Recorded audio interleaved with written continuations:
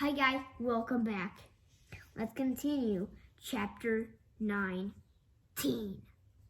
Chapter 19, The Flight of the Goofy Glider. Fluffy and Cheeseball had to admit that it was pretty cool flying over the city streets on a paper airplane. They didn't even seem to mind the fact that they were only about an inch tall each. But you can probably imagine the boys' concern that they headed straight for a wood chipper. Oh, if you don't know what a wood chipper, I think a wood chipper is like something that chops wood down, I think. Oh no, cried Fluffy. We're gonna get a wood chipper to death. Cheeseball couldn't look. He put his hands over his eyes and waited for the inevitable. But suddenly, swoosh! The paper airplane swerved sharply and missed the wood chipper altogether. Hey, cried Fluffy, how did that happen? I don't know, said Cheeseball. I'm not steering this thing. The boys had barely caught their breath when a small dog noticed the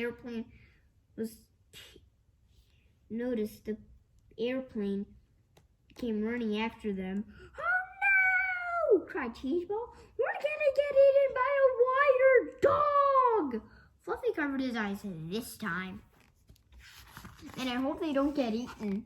That's what I hope. I'm crossing my fingers. If they get eaten, that's the end of their lives. Or the end of the books of Captain Underpants. But wouldn't you know it?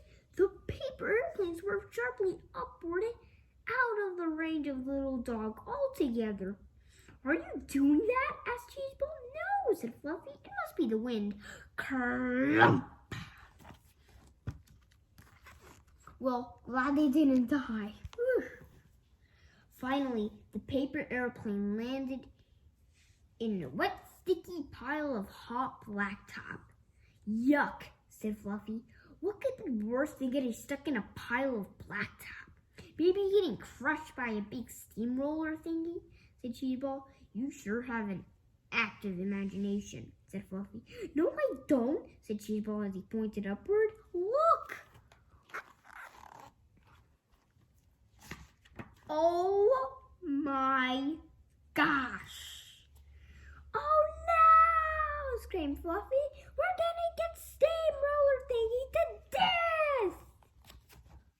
Look at that. We're gonna get smushed.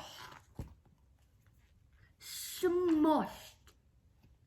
Just then, the boys were yanked up by their backs and their shirts, and it carried off through the air to safety. Something's got a hold of us, cried Cheeseball, but I can't see what it is.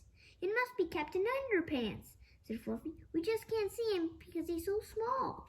Hey, said Cheeseball, I bet he was steering the airplane out of danger too. Our hero, the boys shouted. Chapter 20.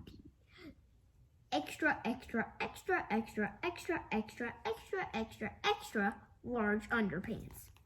Fluffy and Cheeseball landed safely in an abandoned alley.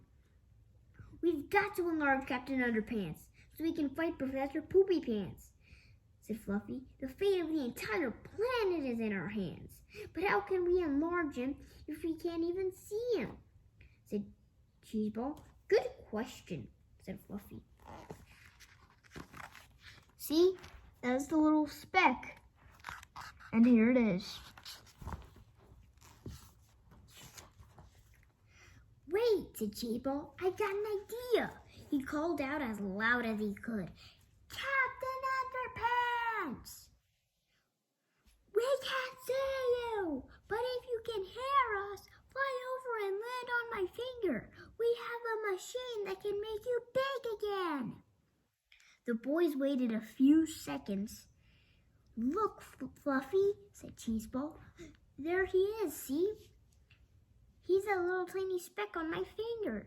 Now just aim the machine at that little speck, but don't zap my finger. Okay? Don't worry, said Fluffy. I'm a great shot at this thing.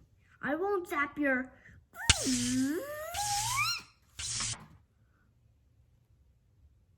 I'm a dead. at this. Oops, sorry. Look at the hand of Harold's hand. Look at the size. The good news was that Captain Underpants had grown larger and was now visible. The bad news was, well, let's just say that Cheeseball was going to have an awful time picking his nose with his right hand from now on. Fluffy gave Captain Underpants a few more shots from the Goosey Girl 4000. The waistband warrior grew and grew and grew until he was 10 stories high. Finally, the castle captain headed toward the Perilous professor, and the showdown was about to begin. Remember that little boy from chapter 13? I'll give you a minute to remember. Enough thinking. Let's continue. Happened to be walking by with his mother again.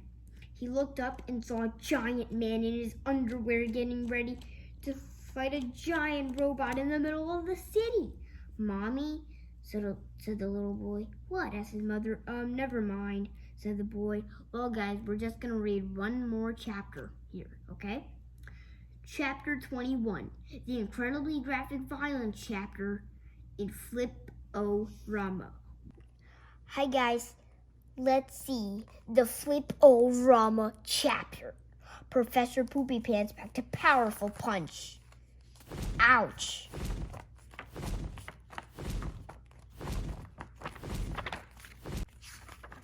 But the head-button hero halted the horror. Ow!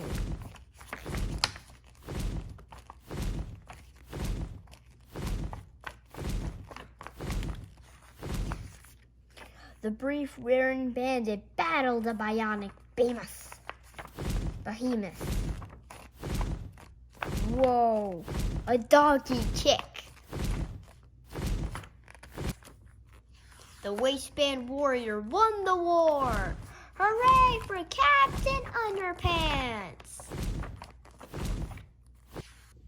Well, guys, that was the end of the Flip-O-Rama chapter. I hope you enjoyed all that Flip-O-Rama.